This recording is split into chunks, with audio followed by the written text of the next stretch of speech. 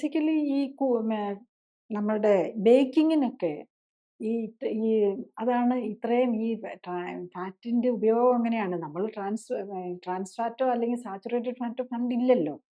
അപ്പോൾ ഒരു ആർട്ടിഫിഷ്യൽ ഗീയുടെ ഒരു ഇതിലേക്ക് വന്നു. കണ്ടാ ഗീ പോലെ ഇരിക്കുന്നു. നമ്മൾ ബിരിയാണിക്കൊക്കെ നമ്മുടെ ഡാൽഡ പോലെയുള്ള സാധനങ്ങളാണല്ലോ ഇടുന്നത്.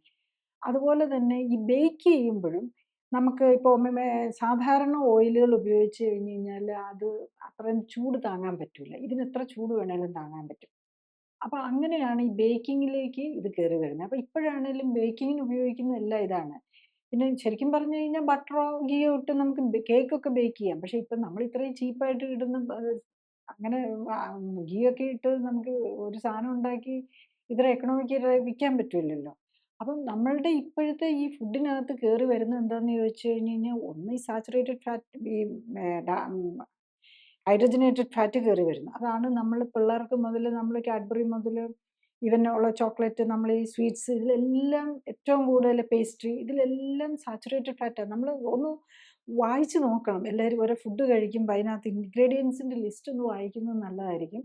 അപ്പം ചിലപ്പോൾ വെജിറ്റബിൾ ഓയിലിനെ ഇട്ടിട്ടുണ്ടാവുള്ളൂ. ഇപ്പം ഈ സാച്ചുറേറ്റഡ് ഫാറ്റിനും ഇപ്പം നമ്മൾ വെജിറ്റബിൾ ഓയിലിനെ ഇടുകയുള്ളൂ. അപ്പോൾ അതാണ് hydrogenated fat. Sorry, hydrogenated fat. Hydrogenated ഫാറ്റിന് നമ്മൾ വെജിറ്റബിൾ ഓയിൽ നിന്നായിരിക്കും ഈ ലിസ്റ്റിനകത്ത് എഴുതി വരിക. വെജിറ്റബിൾ ഓയിലിൽ ജനറലി എന്താണെന്ന് ചോദിച്ചു കഴിഞ്ഞാൽ അതുപോലെ ഏത് ഓയിലാണെന്ന് മെൻഷൻ ചെയ്യുന്നില്ല. ശരിക്കും പറഞ്ഞു കഴിഞ്ഞാൽ അത് ഏത് ഓയിലാണെന്ന് സ്പെസിഫിക്കലി മെൻഷൻ ചെയ്യാനുള്ള ഒരു റൂൾ വരേണ്ടതാണ്. അത് വന്നിട്ടില്ല. കാരണം നമുക്ക് ഫുഡ് സെലക്ട് ചെയ്യണമെങ്കിൽ അങ്ങനെയാണല്ലോ. ഇത് ഏത് ഓയിലാണെന്നനുസരിച്ച് അതിൻ്റെ ക്വാളിറ്റി എൻറ്റയർലി ഡിഫറെൻ്റ് ആവുകയാണ്. അത് നമ്മളുടെ ബോഡിയെ എങ്ങനെ ബാധിക്കും എന്നുള്ളത്. ഇപ്പോൾ സൺഫ്ലവർ ഓയിലിൽ കുക്ക് ചെയ്യുന്നതും കോക്കനട്ട് ഓയിലിൽ കുക്ക് ചെയ്യുന്നതും നമ്മൾ എൻറ്റയർലി ഡിഫറെൻറ്റാണ്. കാരണം sunflower oil high in omega 6 ആണ്.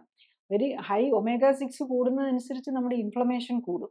അപ്പം നമ്മൾ പ്രഷർ കൂടാനും അങ്ങനത്തെ ഒക്കെ ഇൻഫ്ലമേറ്ററി ആണല്ലോ. സൈക്കാട്രിക് ഡിസോർഡേഴ്സ്, പ്രഷർ, ഇതൊക്കെ കൂടാനുള്ള സാധ്യത വരികയാണ്. അപ്പോൾ അതേ സമയത്ത് വേറൊരു മിക്കവാറും എല്ലാ ഓയിലിലും ഒമേഗ 6 വെരി ഹൈ ആണ്.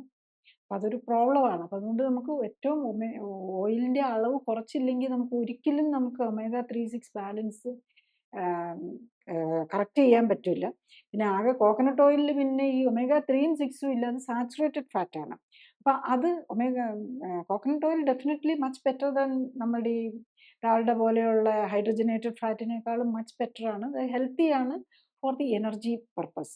പക്ഷെ ബോഡി ബിൽഡിങ്ങിന് അത് അത്ര ബെനിഫിഷ്യൽ അല്ല. കൂടുതൽ അറിയാൻ ലിങ്ക് ക്ലിക്ക് ചെയ്യുക. കൂടുതൽ വീഡിയോകൾക്കായി സബ്സ്ക്രൈബ് ബട്ടൺ അമർത്തുക.